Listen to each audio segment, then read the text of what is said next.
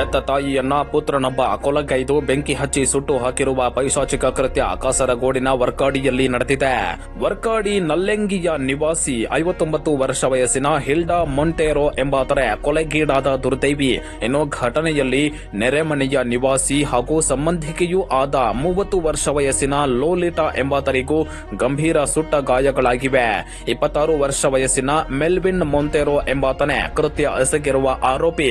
ಮೃತ ಹಿಲ್ಡಾ ಅವರು ತಮ್ಮ ಪುತ್ರ ಮೆಲ್ವಿನ್ ಮೊಂಟೇರೋ ಜೊತೆಗೆ ವಾಸವಾಗಿದ್ರು. ಇವರ ಇನ್ನೋರ್ವ ಪುತ್ರ ಅಲ್ವಿನ್ ಕುವೈತ್ನಲ್ಲಿ ಉದ್ಯೋಗದಲ್ಲಿದ್ದಾರೆ. ಬುಧವಾರ ರಾತ್ರಿ ಊಟ ಮಾಡಿ ಮಲಗಿದ್ದ ಹಿಲ್ಡಾ ಅವರನ್ನ ಗುರುವಾರ ಮುಂಜಾನೆ ಕೊಲೆಗೈದ ಮೆಲ್ವಿನ್ ಮೊಂಟೇರೋ ಮೃತದೇಹವನ್ನ ಮನೆಯ ಹಿಂಬದಿಯಲ್ಲಿ ಕೊಂಡೊಯ್ದು ಬೆಂಕಿ ಹಚ್ಚಿದ್ದಾನೆ ಎನ್ನಲಾಗಿದೆ. ಸುಟ್ಟು ಕರಕಲಾದ ಮೃತದೇಹವನ್ನ ಮನೆಯಿಂದ 100 ಮೀಟರ್ ದೂರದ ಪೊದೆಗೆ ಎಸೆದ ಆರೋಪಿ ಸಂಬಂಧಿಕರಾದ ನೆರೆಮನೆ ನಿವಾಸಿ ಲೋಲಿಟಾರ ಮನೆಗೆ ಬಂದು ತಾಯಿ ನಾಪತ್ತೆ ಆಗಿರುವುದಾಗಿ ತಿಳಿಸಿದ್ದಾನೆ.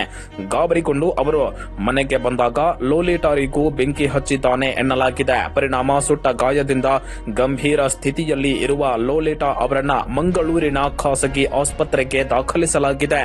ಕೃತ್ಯ ಎಸಗಿದ ಬಳಿಕ ಆರೋಪಿ ಮೆಲ್ವಿನ್ ಮೊಂಟೇರೋ ಆಟೋ ರಿಕ್ಷಾದಲ್ಲಿ ಹೊಸಂಗಡಿಗೆ ತಲುಪಿ ಅಲ್ಲಿಂದ ಮಂಗಳೂರಿಗೆ ಬಸ್ನಲ್ಲಿ ಪರಾರಿ ಆಗಿರುವುದಾಗಿ ತನಿಖೆ ನಡೆಸಿದ್ದ ಪೊಲೀಸರಿಗೆ ಮಾಹಿತಿ ಲಭಿಸಿತ್ತು.